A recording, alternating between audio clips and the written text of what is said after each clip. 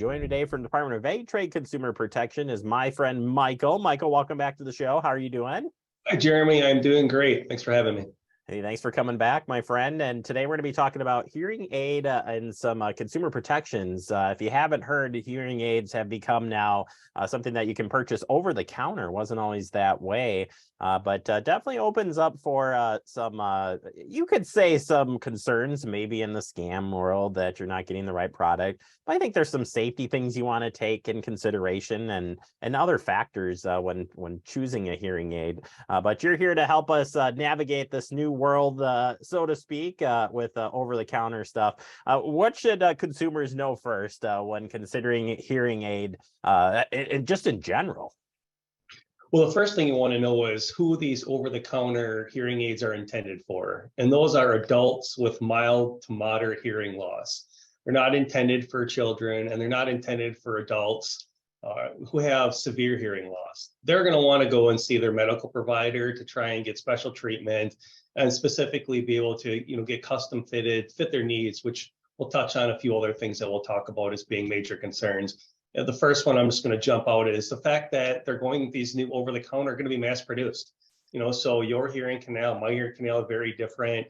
A lot of different shapes, sizes, needs on, developed hearing loss, things like that. So you kind of have this one size fits all product being put into the marketplace. But as we know, our hearing canals are not one size fits all at all.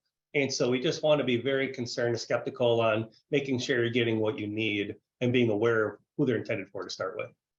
I'm glad you mentioned that this isn't, this isn't for children, and this isn't for folks who actually have, maybe a significant hearing loss. I mean, if you think you have hearing issues, you might as well talk to the doctor first and see where this is going, get tested, that sort of thing. Check with the professionals, not the professional web machine. I don't want to say any search engines, but you get where I'm going with this. To check, self-check yourself, check with the professionals. But because these are available, it can help people as well. So some things to take note of as we get started here. When you're purchasing it, anytime you do any purchasing, DATCP's there to back you up on, you got to do your homework. Always. And the first thing you want to do for your homework is to check the refund policy. We talked about the fact that these might not fit or serve that purpose. And so you want to know what your rights are and how you can return that, making sure you're looking at that time period. Because, you're going to want to wear this for a little bit. It's not going to bring it home, put it in, see if it fits, see how uncomfortable it is. You're going to want to wear it for a while to make sure it's fitting the needs you actually can hear with it. It's giving you that extra volume boost that you need. But you want to know if it doesn't work out, how long do you have to return it? Are they actually going to give you your payment back, or is it a credit only? Those things are going to be really important for a product like this. It's like going out and saying, oh, I'm just going to buy any pair of shoes and just expect them to fit perfectly. And that's not going to be the case. Yeah, I would think you're right on this, that you want to try it out and make sure you understand that trial date and what that means, because it might not work out, and you're not going to want to be buying and sending these things back and find out you get to own a lot of pairs of hearing aids. Certainly shopping around for the best price, no brainer, but still important, because you could be getting scammed here in some fronts and just paying more than you should. Absolutely. We say this quite a bit. Anytime you have a new product that is now offered over the counter that previously had been only provided by a medical provider or through a pharmacy. And so when you have that new kind of surge into the marketplace, there's going to be opportunities for not having enough awareness of where that price point should be. And so you're going to see some manufacturers, may want to get ahead of that or have a better market presence. So they'll offer some legitimate sales. Conversely, you might have some secondhand marketplaces that are just in it for the quick deal before the over-counter becomes commonplace.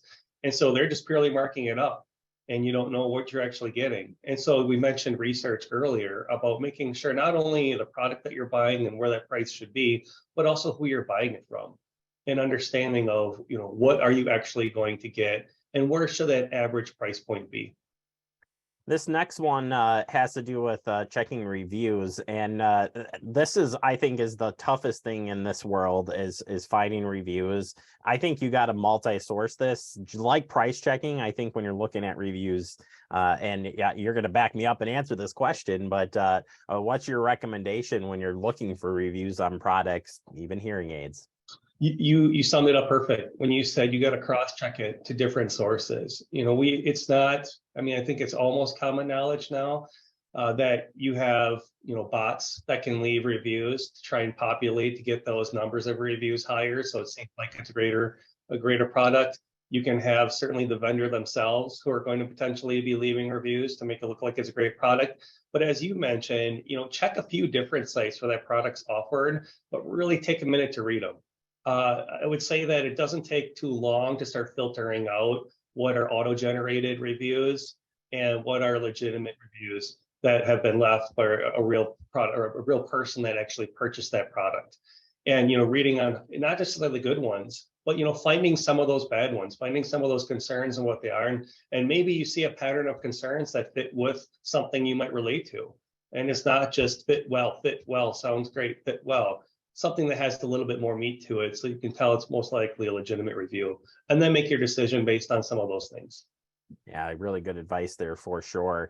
I'm going to go back to this because I think it's so important here. And again, you said it off the top. I asked another question, but really checking with the physician here, just because this became available the way it did, didn't necessarily mean that was it's for the better good in a lot of places, but really here you could damage your hearing.